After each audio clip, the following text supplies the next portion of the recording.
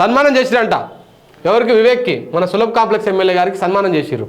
ఎందుకు చేసిరంటే సులభ్ కాంప్లెక్స్లకు శంకుస్థాపన చేస్తున్నందుకు అందరు కలిసి అద్భుతంగా ఒక కిరీటం పెట్టి ఒక చేతుల కత్తి పెట్టి సన్మానం చేసిరనమాట. బాగుందే, మస్తు నవ్వుతున్నావు శిల్కపల్కు లెక్క. చూడు మామూలుగా లేదు అసలు నవ్వు.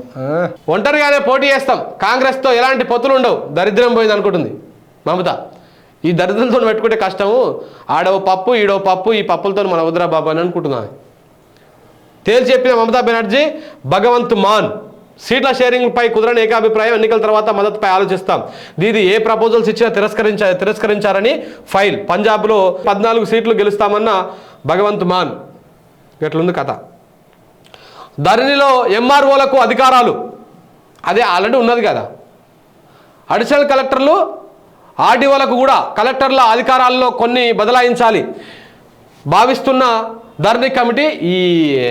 ఈ కథనే ఇది. ఆల్రెడీ మొన్ననే లాస్ట్ టైం ప్రభుత్వం ఇంకా 6 నెలలకు దిగిపోతున్నాగానే ఈ కార్యక్రమం అంతా జరిగిపోయింది. కొత్తగా వీళ్ళు ఇంకేదో ఈకలు వీకే కార్యక్రమం చేస్తూ ఉన్నారు. ధరణినే చెప్పే కదా, పేరు మారుస్తారు అంతే, ఏం లేదు ఆడ. 1 డే జాబ్ అంట, అట్లా ఉద్యోగం ఇచ్చి ఇట్లా గుంజుకున్నారంట. ఊరినియం ఇదెక్కడి కథ. సింగరేణిలా 1 డే జాబ్ అంట, అట్లా ఉద్యోగం ఇచ్చి ఇట్లా గుంజుకున్నారు. సింగరేణిలో జూనియర్ అసిస్టెంట్ల క్లరికల్ గ్రేడ్ 2 ఉద్యోగులకు చేదు అనుభవం. ఉద్యోగంలోకి ఎక్కామని సంబరపడే లోపే మరుసటి రోజే రావద్దని మౌఖిక ఆదేశాలు.